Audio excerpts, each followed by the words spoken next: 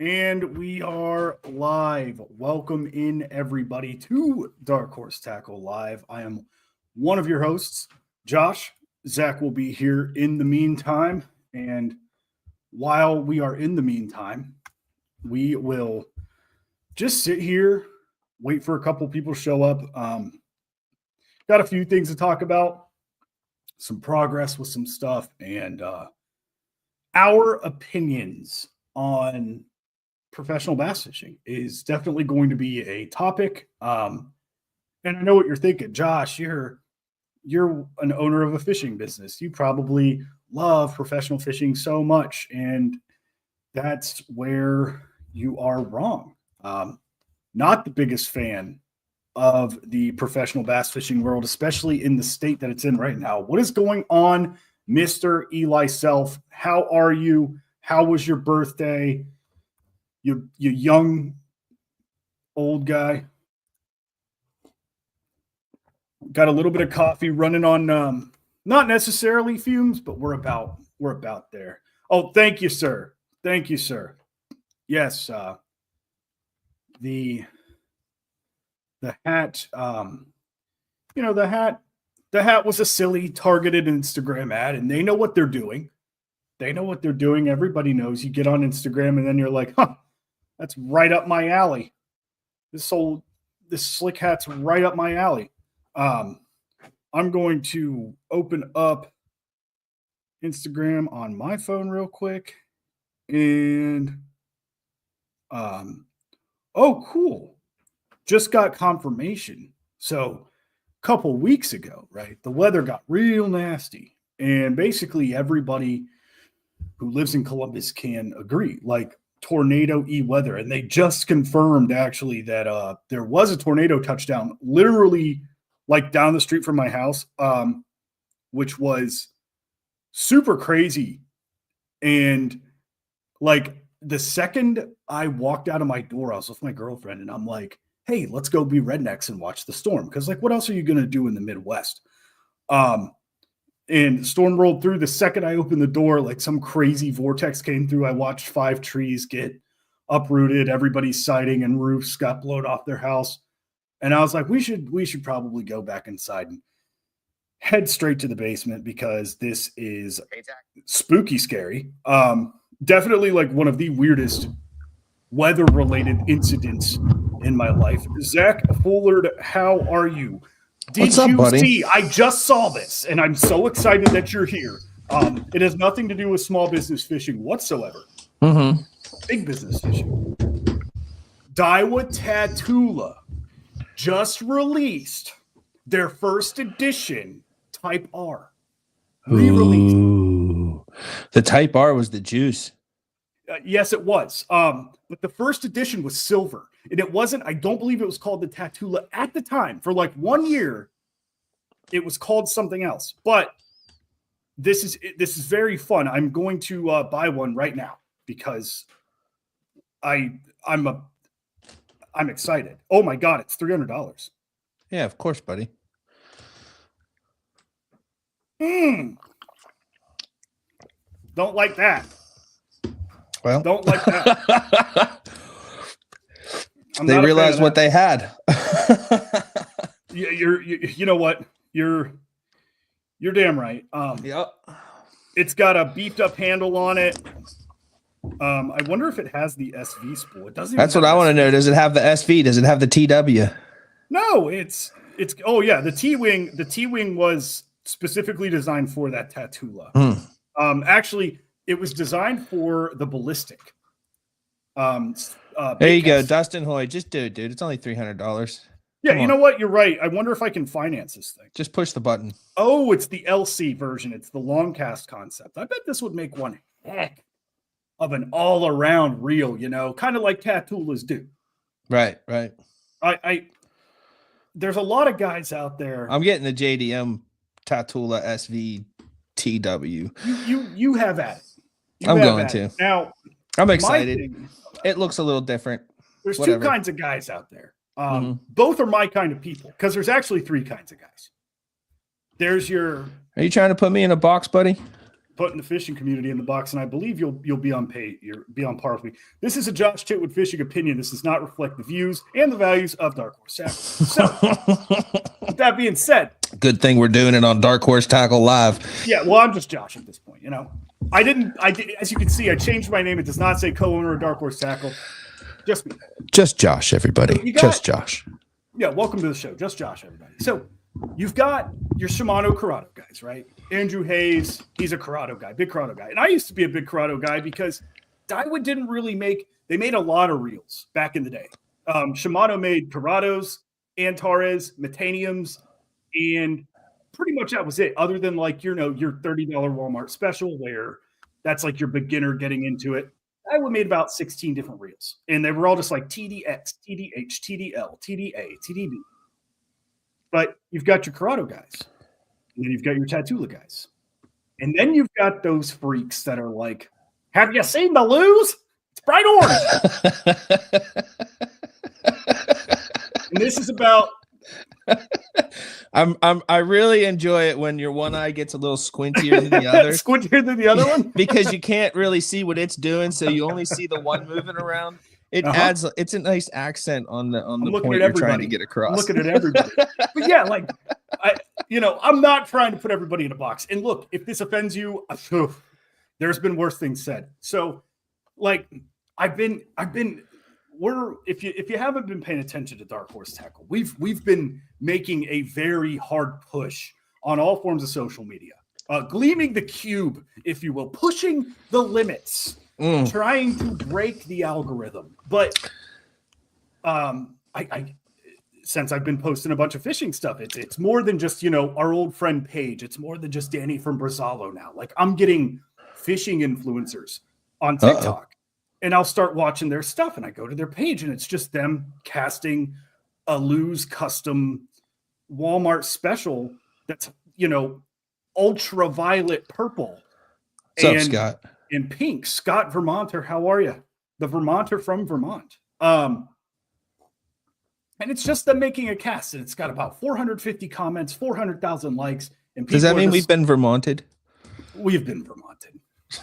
We've been getting Vermonted almost on a bi-weekly basis. But I watch this stuff, and hey, listen, I think I reserve the right to complain a little. I'm not saying it's not fair. Hey, good for you, man. You took a film bit that everybody's done once before in their life. Everybody's taken their bait caster, casted it, and recorded it, and been like, "Oh, that's cool." I do it all the time. Pretty much every time I tune a reel, I record it, throw it, see if it backlashes, and see if I'm a giant embarrassment. Baits, Eli, Baits is interesting. Baits is interesting because they came out of nowhere, and who are they? What justifies a $300 reel? Why? I get it, dude. CNC'd aluminum. That's cool. That's awesome. Anyways, welcome to the 21st century. What makes your reel $300?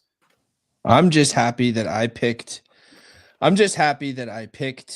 a brand that to love and use that will probably outlast me. Yeah.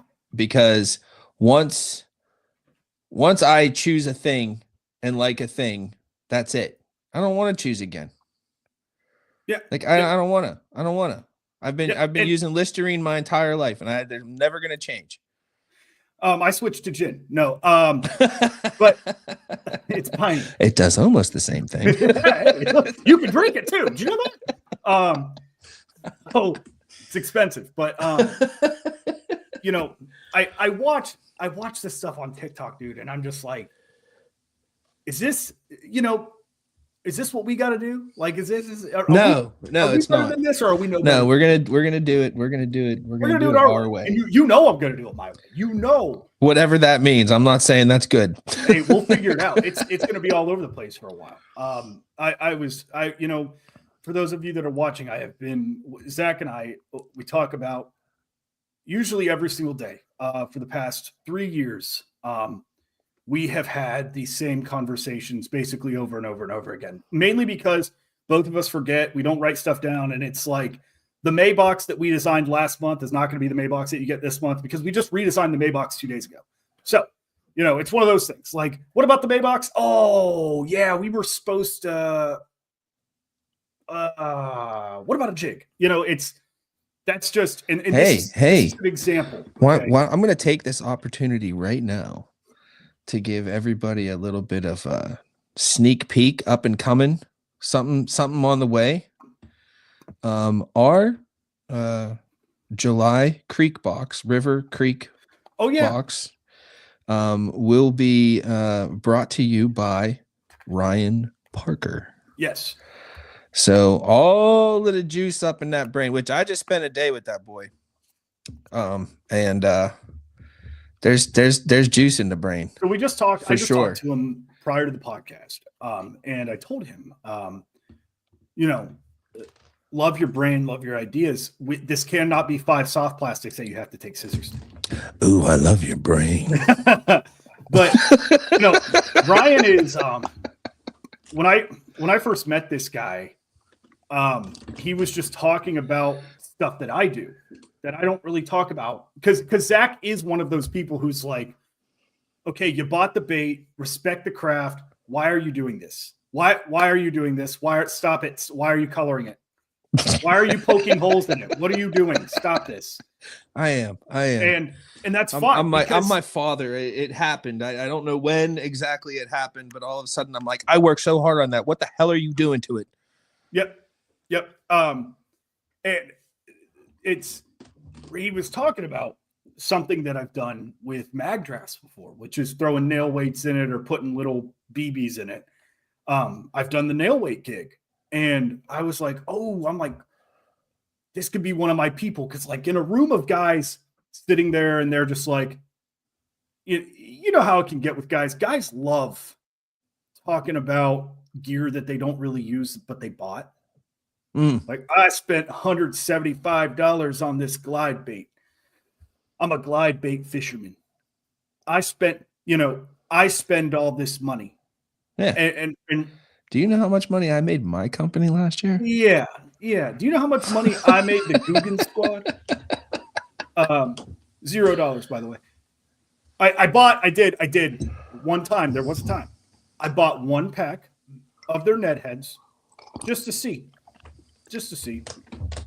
I just wanted to see. I didn't. Do you think if I keep drinking out of this ever so slowly that I can kind of hypnotize our viewers? Should I drink like this too? Into reading this and then going to darkhorsetackle.com? Yeah, if you guys are not getting the subliminal messages here, big collaboration. One of our favorite, most trusted fishermen, friends, and real quick, Bryce, thank you so much. I love that.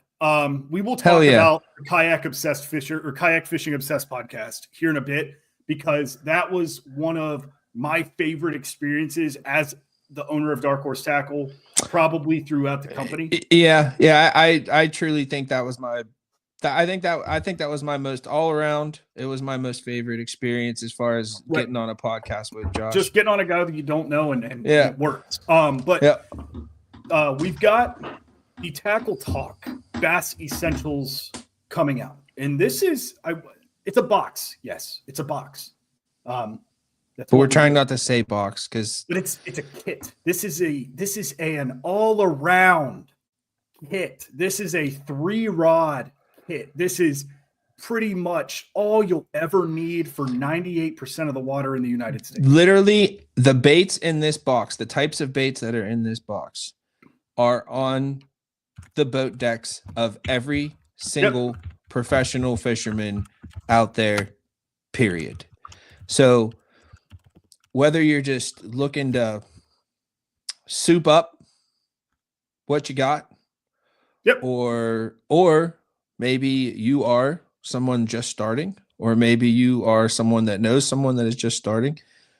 This is either a fantastic supplement Yep. to what you've got, or it is an amazing place to start. There are no hard, fast rules in fishing. Yes. But this stuff you should know how to do. Yes. And if you don't, Andrew will teach you. And if you don't, I will teach you. I want you to think of this as an arsenal, okay? This is an arsenal. This is finesse. This is power fishing, and this is a little bit in between. This box can be whatever you want it to be, but there are no hard and fast rules, and it is very easy to use. This is just the fundamentals, right? The foundational bass fishing techniques. Yes, there will be a crankbait in there. Think about like that. Think about your square bills. Think about covering water. Think about the fundamentals. Think about how you learned how to bass fish and then apply that to this box. This box is one of my favorite creations we've ever had. If Brad, if you're listening, thank you very much. We appreciate it, buddy. Did we get a ding? We did. We got a cha-ching. We got a ding. We got a ding. Ding. I turn all my stuff off before. I never turn that sound off, dude. That's a dopamine hit. Oh, Brad. Yep. All right. Yep. What a guy.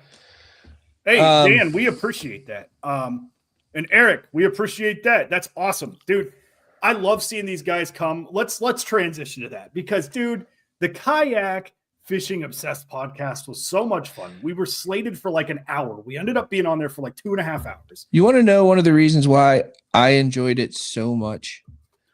They let us talk. Well, all right. In a perfect world, everybody is Dark Horse Tackle people. Yep. But it's not always a perfect world. Correct. And I feel like we ran into Dark Horse Tackle people. Yeah. We ran into guys that I felt it felt homey. I felt dude, they like fishing. Like, yep. It was about fishing. And this is what I meant. Not super judgy, yeah. They were just into it for the sake of being freaking into it. I'm gonna throw a little shade in on him. I meant meeting Ryan Parker as like one of my guys. There's a lot of guys that lead with the gear that they use. There's a lot of guys that lead with the kayak they're fishing out of. There's a lot of guys that lead with the electronics that they own. There's a lot of guys that lead with possessions. Rarely do you find people that lead with techniques and how to fish and what they're fishing and what they're doing. And that is what that felt like. You can take what you want from this, but I actually saw Ryan Parker make water come out of rock. Yeah. I saw it. He said, "Hey, look at that." And I looked over and there was water coming out of a rock. He made a rock go pee-pee. It really did. You'll hear about it in a little bit here, but oh yeah. Yeah. To those of you who are just joining into the Facebook and the YouTube and the Instagram, I've pinned the comment on the Instagram live. The Tackle Talk Bass Essentials is available for pre-order. If you want more information, by all means, go to our website, check it out. But that's about all the information we can give you. We would love the designer, the creator, the mind behind the box to give it. We want him to have his swing at the plate. Yep. On drawing attention to this box, and respectfully, that is about all we're going to say about it. But it's damn good. It's damn good. That's like. If you want to ask, tell me the secret of the box. It good. Okay. It good. I'm going to go, what's that? Sling blade. I'm going to go sling blade on you real quick and just, it good. Nice, man. Okay. Windows Live. We'll start soon. Oh, shoot. I'm telling you, Tuesday's a popular day for some. It is a popular day. I'm sticking to my guns. We're going to keep it. I saw Adam Blomeke. I saw Monday's the worst day, dude. No, we'll never do Mondays. No, because who wants to do anything on Monday? You didn't even want to wake up on Monday. No. Anyways. No, I did not. Why don't we bring in our Let's tackle tip Tuesday? Our tackle savant. Yeah. Here. Local legend tackle savant, kayak bass fishing extremist, Ryan Parker. What's up, guys? What's up, buddy? Oh, not much. How you feeling today? Good. I have no rings around where the tick that you gave me Oh, that's good. come out of my leg. That's good. How are your legs feeling? I not as bad as I thought. Wait till tomorrow. It's always don't say that, dude. Don't say that. This is not as bad. This guy made me drag my shoalie for like 2 miles. Well, look, it literally was uphill both ways. Wait till you see the footage. It was uphill both ways. It was uphill both ways. I'm excited to see it. It's not an old-timey story. Zach calls me. He's like, man, I got to get in shape. He's like, what do I do? And I was like, come fishing with me. He's like, what are you talking about? I was like, look, it's just a little drag. Yeah, don't worry about it. Everything will be fine. It's fine. Shut up. Don't worry about it. No, we did a little exploring down at the AEP Ohio Power Lands, Jesse Owens State Park. It's for those not familiar, it's a wildlife area and state park that is all old like coal mine strip pits down in Southeast Ohio. So it's kind of a unique thing, I think, to like Ohio, West Virginia, maybe some of Pennsylvania and Kentucky. Oh, there's a lot of it in PA. Yeah, so it's kind of a unique thing just to this area of the country and Pennsyltucky. Yes. But if you choose wisely, you might find a lake that doesn't see very much pressure that has giant bass in it. So we pick some lakes, and usually you have to work harder to find the ones that nobody goes to. So we worked hard. We had like a half-mile drag back to the first one, another quarter mile or so. That was pretty much uphill the whole way to the second one. Both of them. I swear to God, even the long flat part, when we were going there, I swear to God, we were going this way. And when we were going back, I swear to God, we were going this way. Dude. That's how Zach and I went to what he calls his secret ponds. Mm-hmm. And it was November. And it was one of those days where it was like 4:30 and the fishing was still really good. And we're just like, la, la, la. And I'm like, oh, hey, we've got like a 4-mile pack out. So it's Pennsylvania. So like none of it's flat. Like basically put the rods in butt end at the front of the canoe and just push it down a hill and see where it goes. And that's where you go. Pretty much. Well, that's that's kind of what I'm going to touch on tonight. It's a little bit less maybe fishing technique specific, but it's more of that like adventure, get off the beaten path tips. Things I've learned the hard way, things that I wish somebody would have taught me, the first time I tried to do this. And Josh, you just mentioned one. Rod butts. Always go to the front of the boat. Rod tips always face backwards. I've broken some rods being careless and lazy, not turning my rods around and not paying attention. What? Yep. The rod tip goes behind you. Yep. Strap things down. Who lost their net yesterday? But it floats. We both did. We both lost our net. We both lost our nets. I didn't lose mine in the water. I lost mine in the water, and it doesn't float anymore because, like most things that I have, I've maybe cut it up a little bit. Yeah, Josh. Ryan likes nets like you. He wants a zero handle. Yes. Yeah. Because I want the whole hoop. I just don't want 3 feet of handle. All it is so I don't have to lean over and try to finagle my hand in the fish's mouth or belly grab it. You take your hand, right? Everybody, show me your hands. Show me your hands. And you make it this big. And you don't have to grab. So think of it as like 7 hands, like this. Net. In a kayak, at least. In a kayak, like basketball. Well, and so that's my the world point. according like, in a to kayak, Josh. I don't have to lean down 2 feet to, even get to the water. It's right there. So I just give me a really big hoop on a trout net handle. That's all I need. But yeah, mine doesn't float. So fortunately, it's bright blue and it fell off in like a foot of water. So I found it. Wasn't it like on like a little Hours later. island of weeds? Yeah, it was stuck on beautiful. some reeds. Kind of like what I landed in when I flipped out of my kayak a couple weeks ago. Yeah.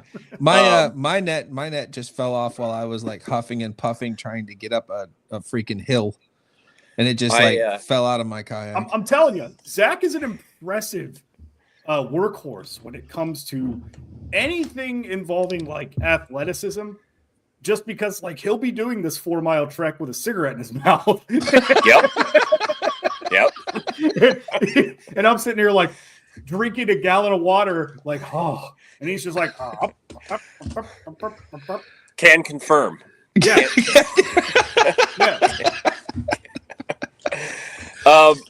Another thing that we learned the other day was, so it was the first time I've really got to use it, but I've always used I used to use tie-down straps, the old Rogue adjustable drag strap. The new Yak Gadget one is the best I have ever used. And I want to mention that because I know that Dark Horse has recently partnered up with Yak Gadget. So if you're in need of Yak Gadget stuff, that strap allowed Ryan to like shoulder the strap. Yeah, I was able to cross-body it, and it's such a long strap that you don't end up like beating your heels up with the bow of your kayak as you're dragging it back. Or like what was happening to me with the short strap that comes with the Shoalie. So I had that, I slung it over my shoulder, and what was happening is as you walk, right, you're doing this, all right, and it was so short that as I walked, I was actually picking the front end up of the kayak, where yours was long enough that Yak Gadget one was long enough. It didn't do that. Yep. And that handle, the new handle that they have on there is like, it's sick. A piece of exercise equipment rated for like 500 pounds. Dude, it's like a badass BMX handle. Yeah. And it's like a big fat wide grip. Like I've smashed my hand. I've broken handles. That thing's like rock solid. So I'm like really excited about that purchase. That's like the first time I've really, really got to use it. Yeah, that's Yak Gadget, which is available at darkhorsetackle.com. Wake up, people. Yak Gadget. Yeah. These drags and these kind of more adventurous trips too, packing light is definitely a key. So what are you talking about, buddy? You look like that lady from that what's the one with what's the one with oh God, I can't even think of it now. The labyrinth. David Bowie, the Labyrinth, the lady that carried all of her life on her back. Yeah. That's what Ryan looked like. Well, here's the thing. My boat only weighed 57 pounds. So I got a little room. I got a little wiggle room of like I could bring a little bit more. And what reality though, I threw a handful of baits in my cup holders and I grabbed 4 rods and I never touched any of the like nothing out of the box. I only fished with the handful of baits in the cup holders. And 4 rods was only so I didn't have to retie as much. So I don't know about you, but when I go out, I've already made up my mind what I'm going to throw. And I take 1 or 2 things to back it up in case that is not going to work. Yep. So that's like versatility in your lures and what you choose to bring out there. Like I brought those Jay Corwin mules because I can use that as a jig trailer. I can throw that as a Texas rig. I can pick the appendages off and fish it like a darn little stick bait if I wanted to. You did have that hanging off of something. I saw it. You had it. Didn't you have it on the back of a buzz bait? I put it on the back of a buzz bait. I put it on the back of a jig. I fished it. Oh, I never got into fishing at weightless, but I had it on a handful of things. I super glued the one of the claws to a rattle trap. I haven't done that one yet. You want to add more action to your bait, but it's glue and plastics. Yeah, it was just like versatility in what you bring, but like bring confidence stuff too. Like bring the things that you feel like you're going to get bit on, right? Like you're not dragging your stuff back into the woods for, a day that you want to just try new lures. That's when you take that to the pond down the street. Grab the stuff you're confident in, the stuff that you feel like you're going to get bit, that fit the conditions, which, my God, the conditions we had. It snowed on us when we first got there. It did. It was... Ryan, do you know what the name of that particular device from Yak Gadget you had was? Oh, I do not know. It was available in his booth at the Columbus Expo, and that's when the strap? I picked it up. Yeah. I know what you're talking about. The drag strap. Yeah. Let me see if I can find it. But I don't think we actually have that. I'm gonna have to complain. Talk to management. He'll get you something. But that the last thing that I like to point out is your choice of watercraft or watercraft at all. So many of those places that are tough to get to, just walk back there with a rod or two first, a pocket full of baits. When you go to explore these places, sometimes it's I don't think Billy Chambers is in the chat or anything today, but that poor guy. I once convinced him to drag his boat like a half mile or more back into a wilderness area. And hey, listen, and when Ryan tries to convince you of something, he's so upbeat. Like he could be asking you literally to jump into a 6 foot deep hole. And he'd be like, no, really, it's awesome. Like, this is going to be good. Like, if this works out, it's going to be the best thing ever. Yeah. And so there you are, jumping into a 6 foot deep hole. That poor guy lost a rod and a box of lures to the bottom of the lake. And then we went back with snorkeling gear. And I swam the entire lake with snorkeling gear. And there wasn't a single bass in it. So this is why sometimes you walk back, pick a belly boat. Like, I kayak fish. That's one of my favorite things to do. It's one of my favorite ways to access water and these fish, but it's not the only way. It's not on his site either. Ooh. So that might have been an Expo exclusive for now. Oh, we're gonna figure this out. We're gonna get down to the meat of Well, this. I will say this: his tie down straps are like 15 feet long. So that alone, just for the crossbody thing. Yep. That's killer. I was thinking, I was looking at those, and I was thinking about getting a 2-pack and going through the scupper hole, through the tie down, up, around, through the scupper hole again, making an X. Because I use 4. I use 4 tie downs.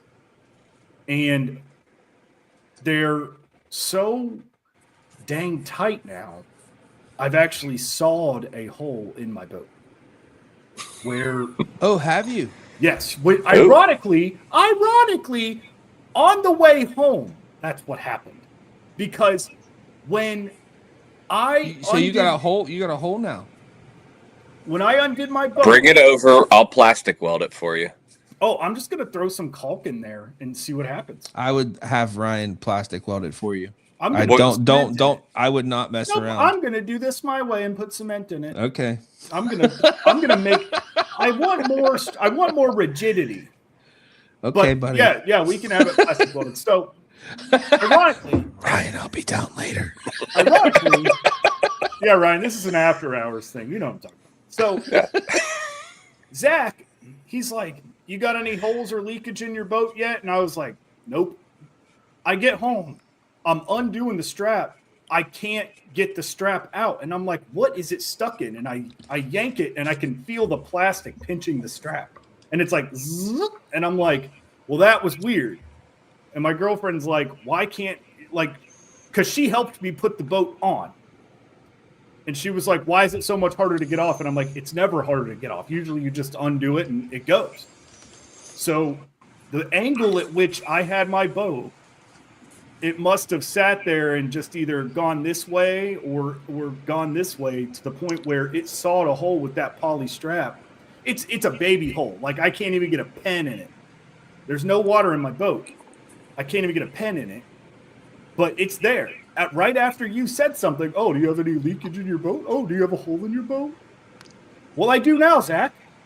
Well, I didn't have any water, Ryan. I didn't have any water in my boat from being in the water all day long, and we did some crazy stuff. It's just from the rain, and yeah, and it has rained recently. It has rained here recently. It's been a little. I see a couple comments on the Facebook. Like, I totally agree, Dustin. Yak Gadget Rod Stagers, like hands down, best on the market. Yes, dude, I like the micros. The best thing he makes. And the Rogue strap, I like that was my old standby. But even that handle, I would end up like pulling on it too hard, and I would break the handle in the middle, and then it pinches your hand worse than you would just pulling the strap. Like, but there wasn't anything better. Now there is something better if it's available, I guess. So I've already texted JT. He'll get them to you. They're like hands down. Like when he told me about it, I was like, okay, I'm gonna be like, I'll see you at your booth in like 10 minutes when I can. I'll see you at your booth. And I put it in my hand and I was like, here, like I want one. Yep. Take my money. I've put enough of these things in my hands at this point. I've broken them all. I've the guy makes a damn nice product, dude. And the cam buckle on it is nice. It's all one piece too. So one, it doubles as a tie down strap if you happen to lose one, leave one behind, whatever. It also, you don't have stitching to blow out. Nice. Which I have done on the Rogue ones also. Nothing against Rogue. It's just, so UV light oftentimes breaks down the thread that stitches it together. My wife sews, and I've learned all these things from her. So I know that, like, that's why, and I leave them on my boat. I'm not nice to them. I'm not nice to any of my gear. Right. But it fixes another problem for me because I just leave things on my boat. Let's see. So we covered rods, lighter watercraft, that drag strap. And I am going to touch on, I guess, a little fishing thing because Zach and I were talking earlier and he mentioned this to me and I am going to mention it too. At one point, we were kind of struggling to figure out exactly where these bass were sitting given the 30-degree temperature swing down. Wait. Are you telling me that with the use of electronics, you were having difficulty finding fish? We didn't have electronics. Oh, well, okay. I'm sorry. And this is exactly my point. This is what I'm getting to here. Dude, I wasn't dragging electronics. No. And you don't need them. Oh, you were doing what's called primitive fishing. Yeah. Doing that old school thing. Making casts. That's what my kid calls it, the old school. Dad, is this what you did in the old school? Like, yeah, buddy. Yep. I would put this is what I did back when I used to wear knickers. Yeah, this is what I did 2 years ago.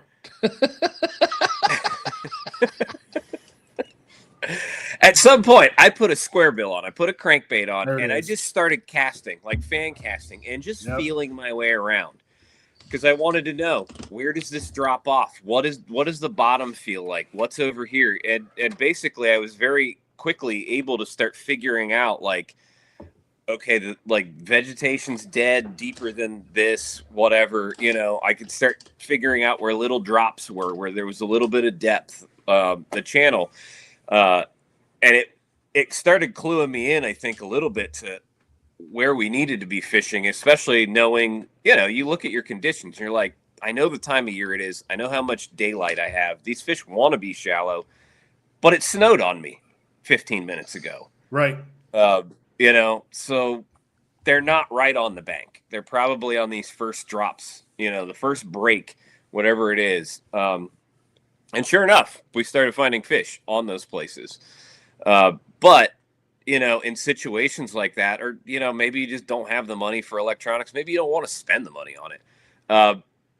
Grab a couple crankbaits.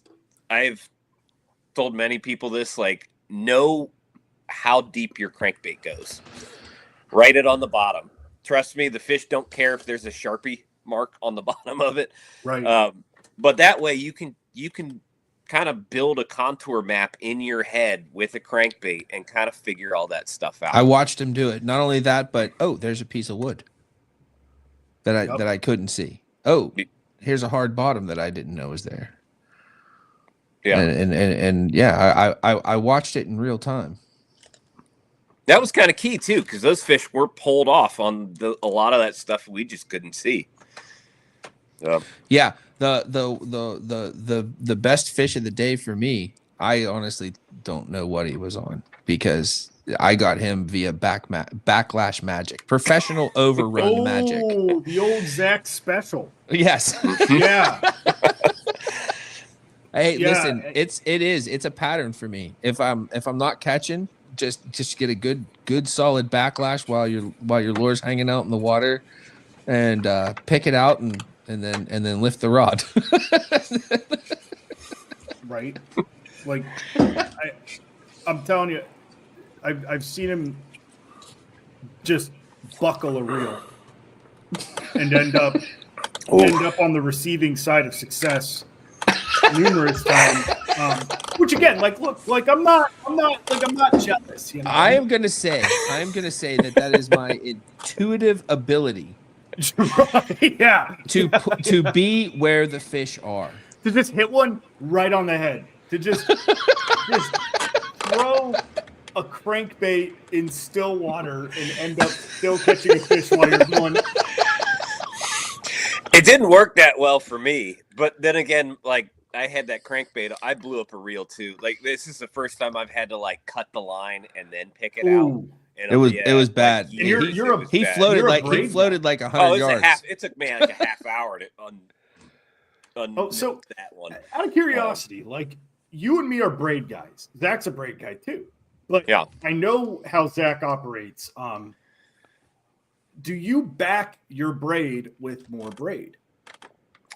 I usually back my braid with mono, because it grabs the spool harder. But I only do like 20 feet of mono. I'll do it's not, and then I just go all braid because braid's cheap and whatever. I was throwing that particular reel that I exploded with fluorocarbon the other day because it was just on. Like, I didn't swap my reels out. I didn't I was like, 14-pound fluorocarbon's perfect square line. I run.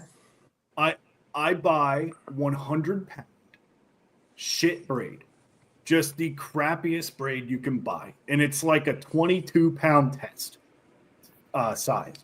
Yeah, and I'll fill about half of my spool up with 100-pound braid, and then I will electrical tape it to the reel so it doesn't slip. Yeah, like I'll rock tape through that thing just because I've had that happen. Like, that's the worst feeling in the world on a cold day. Like, do you know how many tournaments I've fished in October or November or late September, and I get that first bite, braid to fluoro backer, and I set the hook and it goes, and you're just like, what was like, you whiff, but like at the same time you get a backlash somehow, and like you're just like, what was that? And yeah, like, it actually taught me to, like, a lot of times thumb my hook set, but yeah, I'll take 100-pound braid and I'll cinch that stuff down to about halfway, basically making the 100-pound braid an extension of my spool. I use 40-pound big game mono. Yeah. 20 feet of it, just like 20 feet of it, like enough to wrench onto my spool, because I can yank on it, like pull all the stretch out of it. It's like shrinking back and grabbing the spool, tie my braid to that, and I don't have any issues with it. That's also, see, I've had mono over time either find a way to just trickle itself out and end up basically backlashing underneath, and I've had it decompose. I've I don't know. I don't know. In the past I've had it decomposed, but I re-spool often enough now that I don't think I end up with that issue. And I think, like, as far as it ending up slipping, I think it's just I don't use enough of it to let it like kind of backlash under there. Like, there's only a handful of reps on the spool. Oh, Eli asks, what pound mono and why does it matter? So what the point of backing is to me, especially when I'm using a thicker line, the point of backing in general is to save the main line, right? Yeah. A reel can handle about 120 to 100 yards of 14-pound test any given day. That's your average reel. Like, that's your average spool. Obviously, BFS spools are going to be a little bit different, and deep spools are going to be a little bit different. So what I'm saying by backing is, I'm saving money because braid comes in about 150-yard spools, 300-yard spools. Especially if you're a fluorocarbon guy, this saves you a ton of money. And if you're running straight fluoro, you're a silly, goofy goober if you're going all 14-pound tests throughout that reel. So realistically, you're probably casting 40 yards at most. Like, you're not making – dude, a lot of guys love to sit there and be like, I was casting 100 yards. No, you weren't. No, you were not. You were not casting 100 yards. Well, and the rest of it that you have left on the spool, number one, is not long enough to do you any good. Yep.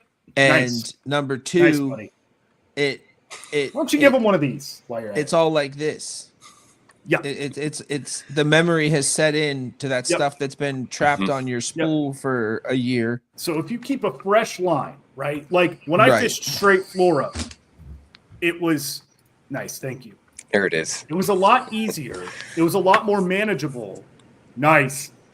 It was a lot more manageable to run, if I'm pitching and flipping, right? 30 yards a 17-pound test, 20 to 30 yards a 17-pound test, and the rest is just a braid backing. So if worst comes to worst, and I make a cast that's longer than 30 yards, I've just got one really long braid to fluorocarbon leader that I can still manage because your main line's still in the water. But I run big braid just as an extension. I think of it as an extension of my spool. And when I went braid to braid or backing to fluoro, for whatever reason, I got more casting distance. It felt like I got more casting. Are you all listening? Are you all listening to what I have to deal with all the time? These guys are crazy. I 100% agree. The info you're getting here is literally savant type info. Yeah. I'm not gonna add the prefix. We're sitting here like, okay, now what brand of backing are you using? Huh? They really love their trains. Every last one of them, they love their trains. They want to tell you about the model when they were created and everything else. I've been buying a lot of knockoff brand braid. And I'm not going to tell you fluorocarbon. You've been buying some fluorocarbon. I'm not going to tell you where I bought it. Hey, the fluorocarbon, dude. The fluorocarbon. Don't. It's nice. It's nice. He's been getting it from you, Matt. I'm just saying, the 22-pound fluorocarbon is nice. Hey, but I'm a little sketched out on their weights, on their sizing, because the diameter, pound test, all that. I am, and I've just been safely going with 20. Well, look, here's the thing: it's different in the U.S. than it is. So I'm talking. There's no universal global standard to that. No, because we want our 10-pound test to do what 20-pound test can do. So the diameter of 10-pound test here is compared to what it actually is supposed to be. So I bought PE 4.5, and that across the board is like 20 to 22 pounds, something like that. And one of them is about 10-pound test diameter, and the other one is about 20-pound test diameter. Is a bull rope. Yes. Yeah, the other one I actually used as a tow strap for my kayak the other day at AEB was that. Well, there you go. But one of them, I was throwing on my speedball. It was not the fluorocarbon, so you watch it, okay? The fluorocarbon good. Fluorocarbon good. And it's the camo line, okay? The camo line. It's a dark green with a bunch of black Sharpie marks on it. And so whenever Josh, this is a PSA. Whenever you see Josh tilt his head a little bit and smile and get a little winky on you, just beware. For those of you wondering what I keep staring off, that is an amazing resting bitch face that cat has. Is she amazing? Not beautiful? I hope she just smacks the shit out of it. She would never, though. She just hangs out. That is Mavis. Mavis. Yeah, Mavis just. I have two. I like that name. Is that? Yeah. People need to name their kids that again. Great name for a cat. Let's bring it back. It's never going to respond to it anyway. I could have named this cat Turd Cutter, and guess what? I'd got the same response from Mavis. I would like to bring up a deficit in Ryan Parker's tips. Ryan Parker did not get to probably the most important tip relating to our most recent adventure. And that is walk before you drag. Oh, yeah. Go ahead, Ryan. Set the stage. I teed it up for you. Walk before you drag. Yes. We did some unnecessary dragging yesterday.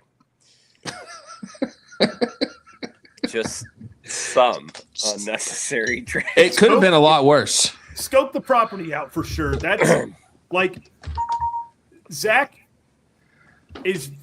You and Zach are very much not as cautious as I am when it comes to that, because here's my thing. I will tell you straight up, I want 50-50 at most. 50% adventure, 50% fishing. What I want to do, Ryan, Zach, I want to go fishing. Okay? Well, stop messing with me. Stop messing with me. Stop putting me in positions where I've got to pick my kayak over my head, throw it over a freaking boulder. How many lakes did I have in mind to fish? Yeah, there was like what, 3 At or least 4? four. Yeah, it was 3 or 4. At least 4. Yeah. How many did we end up fishing? I don't know, because there was that one. Well, the one kind of turned out to be a stinker. No, but the first one we fished had like locks. Yeah, it had beaver locks, and it turned into like locks. Many other little lakes. Yeah, and so that was like one of those, and then there was another one that we ended up not finding. We found a whole different like cesspool up in the hills that wasn't the right one, which honestly, making it to the next one, like I don't think that wouldn't have been fun. Because that other one, you needed ropes. Yeah, but basically, listen, like, unless you're gonna put a chain fall in your canoe, kayak, water vessel, yeah, definitely like make sure you're like actually taking the time to walk the route that you intend to drag a 100-pound vessel with. You know, make sure you're doing that first, because otherwise you're going to waste a lot of time. We didn't waste that much time. I don't think we did. I don't think, but we could have. We could have. Oh, yeah. We could have. Do you remember where we just see this was our fatal flaw, because we were adventuring. This was the Kayak Adventure Series in Bowling Green, Kentucky. Oh, dude, I was just chasing butterflies that whole time. I didn't give a shit. What we did, we found a pull off. We found a pull off with damn near about this style drop, and it was like 16 feet straight down. Oh yeah. Like, and we just instead of we basically went butts to the front and just went whoop, and then walked down. And we'll worry about the rest later. in Bowling Green, I found an access that I was seriously considering for the half day that was worse. Well, cool. What we should have done is just I considered inflating my backup boat for that only weighed 30 pounds and literally roping it down off the side with drag straps. Hey, I'm all about that. And then climbing down, but it so. I think what ultimately led me to not doing it was like actually rock climbing in the dark, like free climb. Right. Hey, listen, dude, Ryan, so a friend of mine needed a little bit of help today. They needed to purchase a generator and some other shit. And they wanted to they had their eye on some stuff at Harbor Freight. So we went to Harbor Freight, got them a Predator generator. Yeah. But while I was there, they're quiet. I saw a winch. What was her name? And I saw a winch, dude, and it had a lot of line. And it made me think of like, hey, if I had a winch on my truck with about 5,000 yards of line, you could just drag them with that. I have, like, you guys have been in my garage. I have my like kayak rack and all my gear hangs on it. Gadgets, buddy. Half of my garage is a bait shop. The other half is a kayak shop. And there's a tiny little 10% corner that I keep all of my professional tools that I use as a contractor.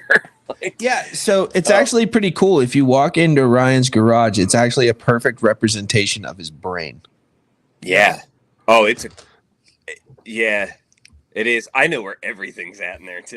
Dude, but no, seriously, while we got you on here, I am actually and I'm not telling everybody that this kind of activity is okay, but on my way to help my friend out today, I actually did quite a bit of Dark Horse Tackle business on the road, and we have an artist that is doing the art for Ryan's box, and you guys are gonna be flabbergasted. Yep. Like, it's sick. Like, it is sick.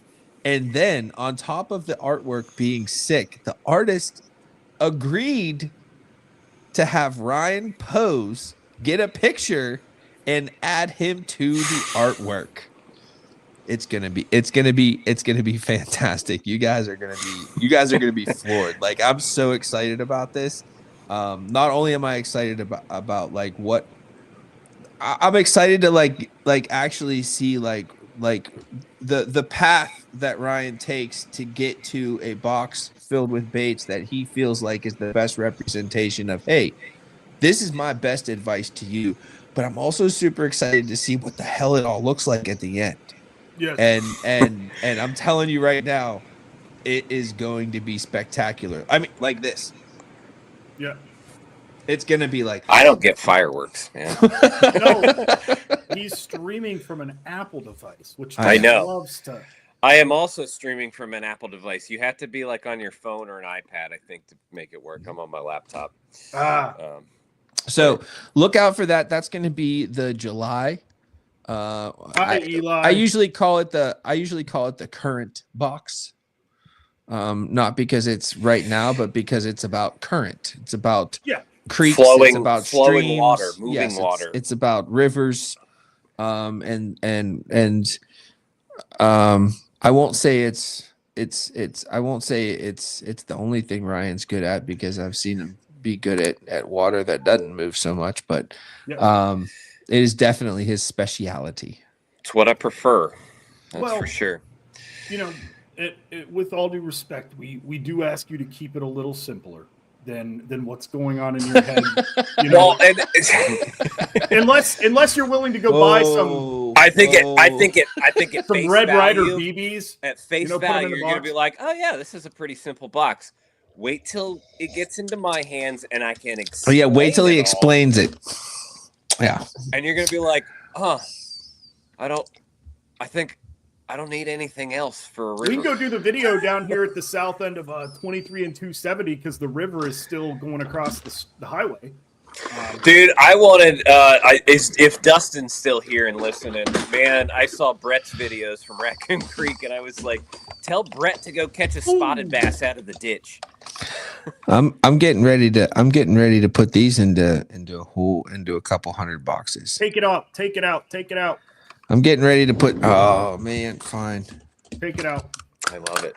This is the part of Dark Horse Tackle Live where we start talking about all the neat things coming. Hey, if you've been here for an hour, you deserve it.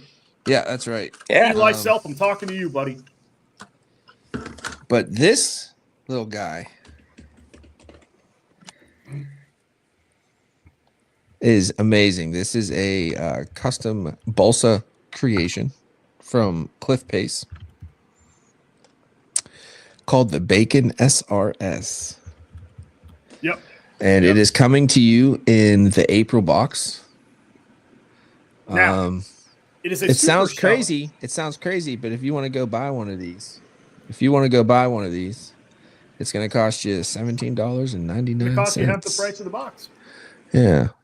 But it's going to be in your box along with other baits. So we've actually, and for those of you, we've got a small, super shallow runner. That is still a fairly small crankbait. For the size of the crankbait, it is producing a ton of action though. And Dan Bucci or Dan Buki just commented on the Instagram live asking what to throw in flooded waters. Flooded waters for me, I'm going bright. I'm going, no matter what, it's bright. If I'm looking at muddy floody, if I'm looking at floody muddy, I'm going bright. And a lot of times I'm going big. And that doesn't necessarily mean glide baits. I'm talking profile. I gotta say this. I was literally Chartiers Creek here close to where I live. And I was driving past it. I affectionately refer to it as Poop Creek because sometimes, most of the time, it smells like poop. But anywho, and I was driving past it, and it's over there on my right, and I'm looking down at it, and I saw these stick ups and weeds and stuff. You know, we're just getting green here in PA. Like, it's just starting to happen. So a lot of stuff is still woody stick ups and everything else. And this is stuff that's normally not in the water. And I saw this stuff, and it had about 2-3 foot of water on it. That is where I would be looking immediately, because it's up. It's got current break. Yep. And it's up where the water isn't flowing like super freaking hard. That is somewhere that they can be to capitalize on what's going on. Yep. So generally the bait is moving really shallow. Everything's going to kind of move up with that water. And like the biggest thing for me, when it gets dirty, I'm going to my darkest colors, black, or to my brightest colors, like that, like pearl chartreuse type stuff.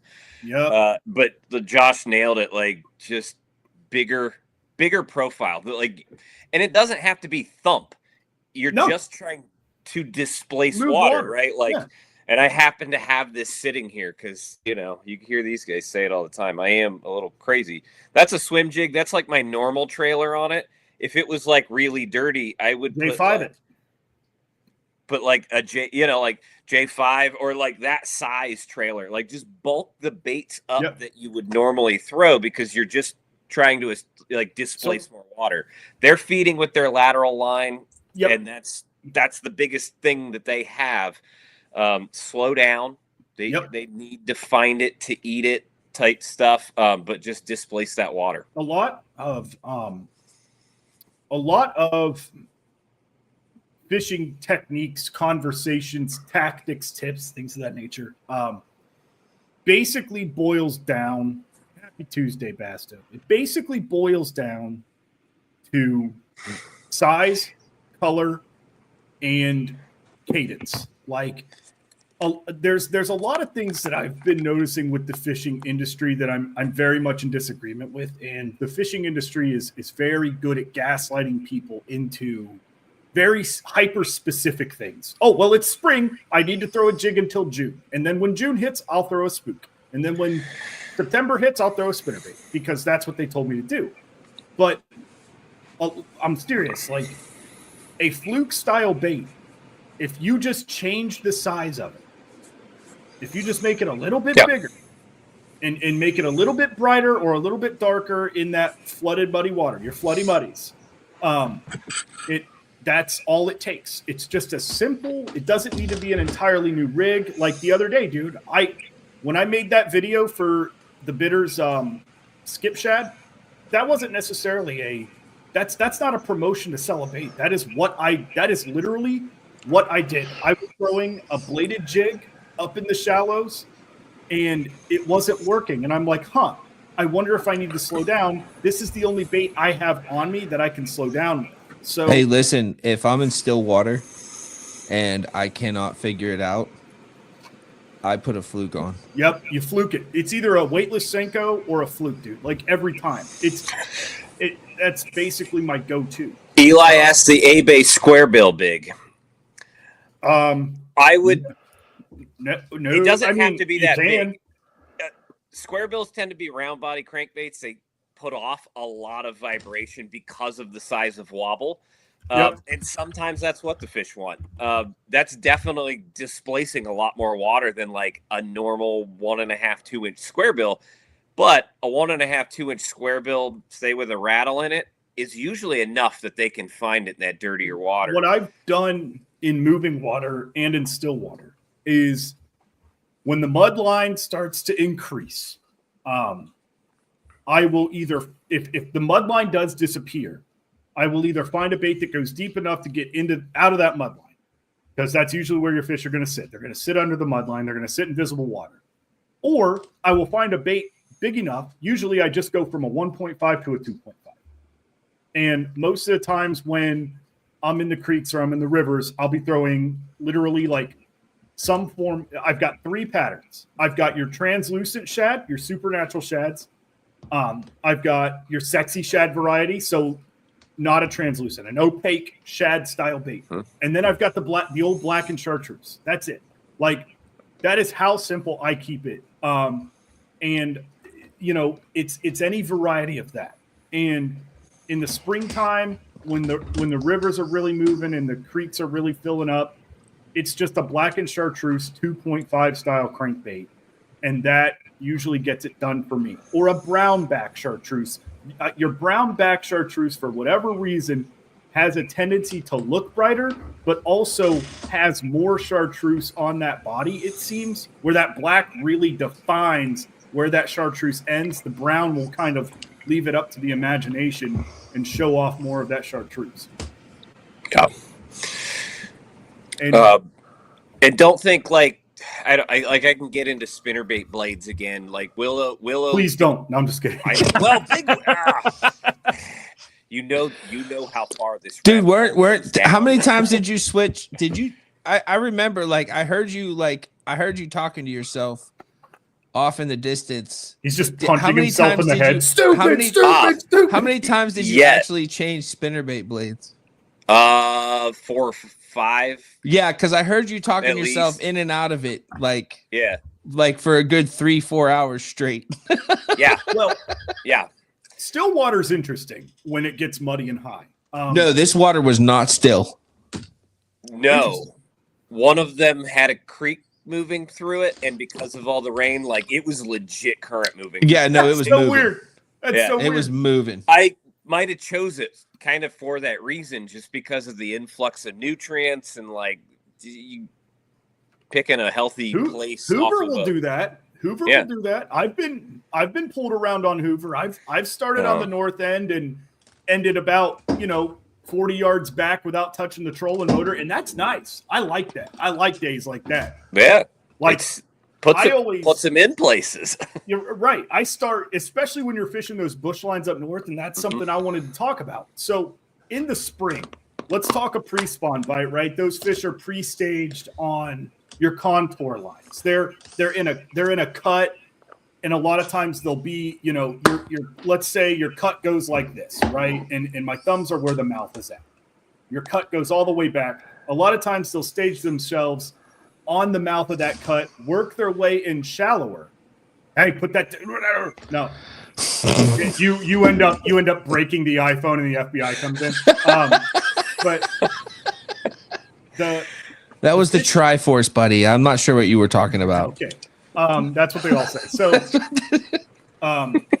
your fish will usually start at the mouth of your cuts on the warm up and the cool down. So like your late, it's similar to a late November or a late October bite, where as the day warms up, the fish kind of push in. When it's muddy, those fish won't push in regardless of that temperature increase a lot of times because the bait is still in that clear water. That's where your mud line comes into play on your still water contour and cut fishing. And what I like to do is pretty much like Hoover is my main base. And for those of you who are local to Columbus, you'll understand Hoover. You either love it or you hate it. Now, I love it. I love it. Hoover because Hoover is ultimately whatever you decide to make it. There's a lot you can do. There's a lot of contour. There's a lot of hard bottom. There's a lot of rip wrap. There's a lot of flipping you can do. The only thing really that Hoover does not. It's a ledge lake if you want it to be. You wrapping me up? Yeah, let's wrap it up. One thing Hoover does not possess is big weed pods and lily pads. But this is universally this transitions universally. A lot of your fish will start at the mouth of a pocket, especially if it's creek fed. A lot of it gets blown out to that warmer water where the water has not warmed up. The thermocline's kind of all over the place in the spring.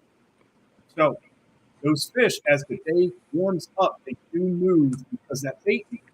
And when you have that muddy water, they kind of sit all day where the muddy water isn't at. Now, as your year progresses, as your season progresses, they obviously move up shallow and they kind of stay there for the time being. And that's when, unfortunately, you will be forced to fish that muddy water. But right now, don't be afraid of that muddy water. If you're fishing lakes, they will still be in those spots where they were, but they just won't move up as fast because the water's so muddy. That first spot we were on, they were all except for one, except for my professional overrun fish. I think they were all on wood. Every last one of them. Yeah. Every last one of them was on wood. And as the sun got up, they moved from the furthest out piece of wood to like right up against the bank wood. They want to be shallow. And it was all those little males moving up too.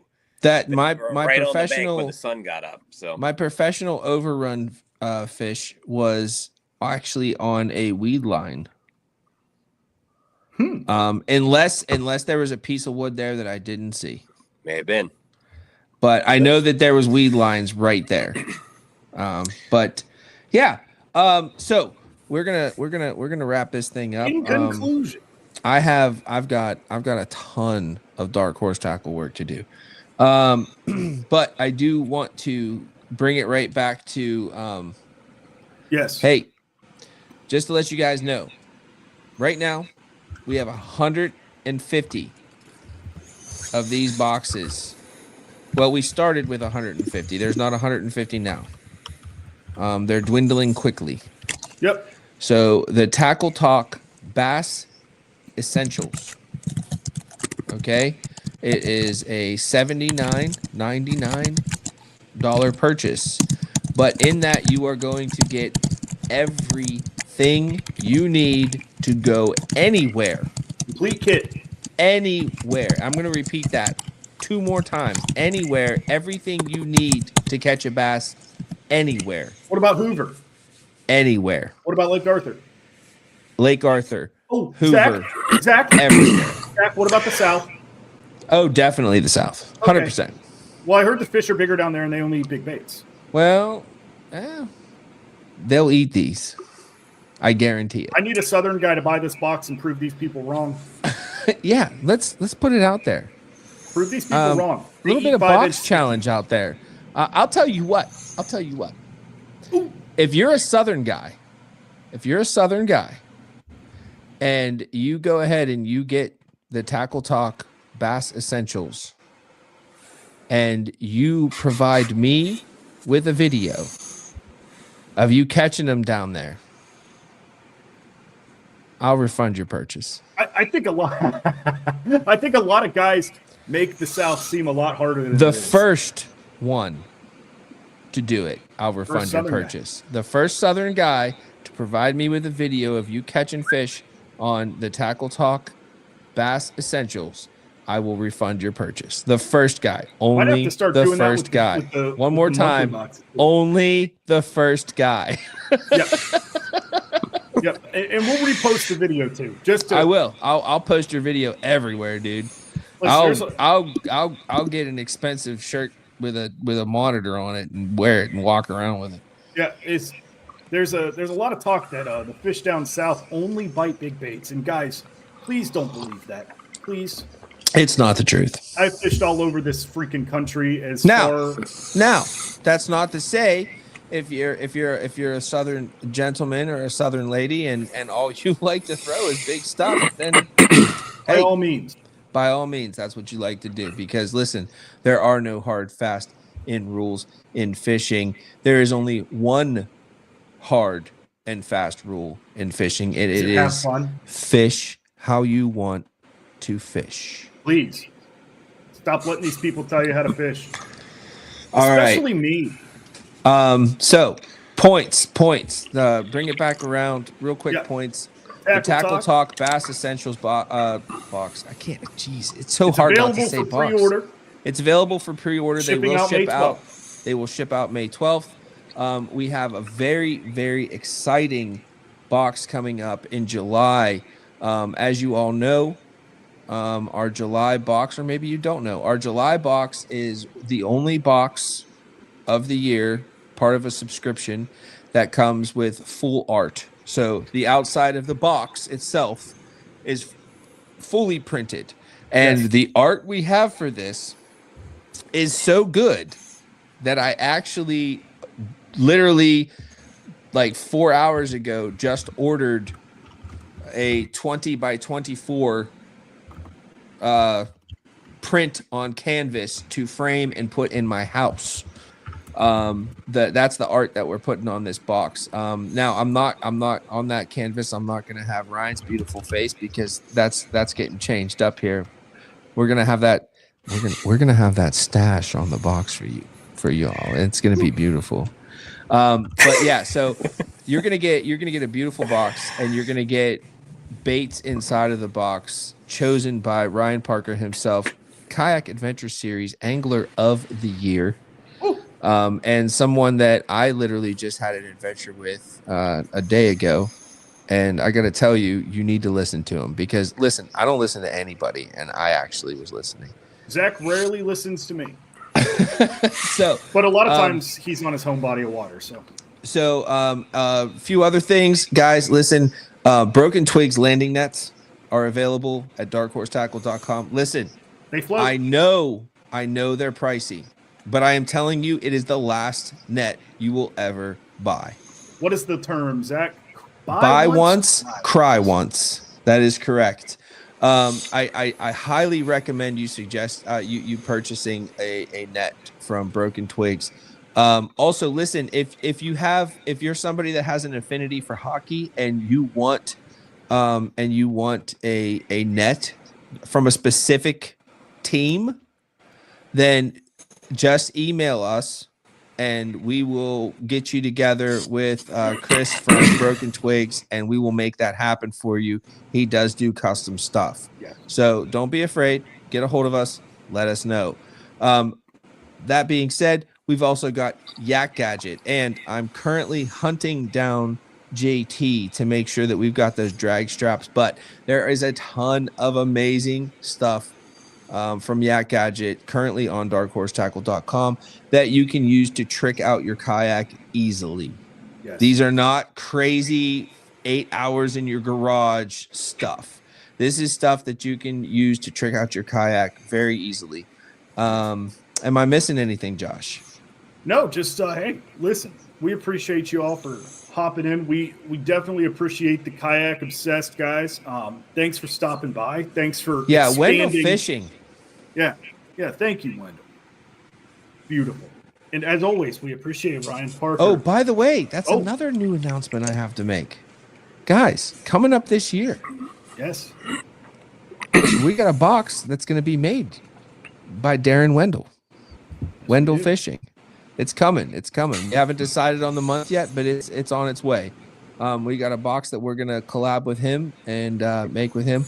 That being said, listen, any of you guys with commitment issues, we have all months except for January. We have all months of Dark Horse Tackle monthly boxes available for single purchase. So you can, if you saw something you liked in an unboxing or from one of your podcasters or YouTubers, and you're like, boy, I want that one, you can go ahead and get that. Available at darkhorsetackle.com. Josh, you got anything? Hey, I got nothing. Just keep paying attention to Instagram and TikTok and YouTube for us, please. If you're not subscribed to our YouTube, it is Dark Horse Tackle. If you are not following our TikTok, it is Dark Horse Tackle. I don't need you to interact with any posts. I would just love to follow. I want you guys to interact. If you got to say something, say something. We want to interact with that YouTube, man. There's some different stuff on there, and there will be some long form content. Currently workshopping something that may upset a lot of rod and reel dealers. Because realistically, guys, you only need 3. Ryan Parker, this is your last chance until 2 weeks from now. No spinner. Do you have anything? If you guys want to know anything, want me to go into anything, tag me in a post. Sure. Send me a message. Reach out to me. Where can they find you on social media, Ryan Parker? Parker Fishing 1242 on Instagram is the best place to do it. Or just tag me in a post on Dark Horse if it is regarding something specific, and I'll reach out to you, or I will conjure up a tackle tip to post either on Instagram, or we'll talk about it here. Fantastic. Thank you very much, Ryan. Josh, as always, honey, you're my favorite. All right, everybody. It's all my favorites, which is you, the viewer. We'll see you all next time. See you. 2 weeks.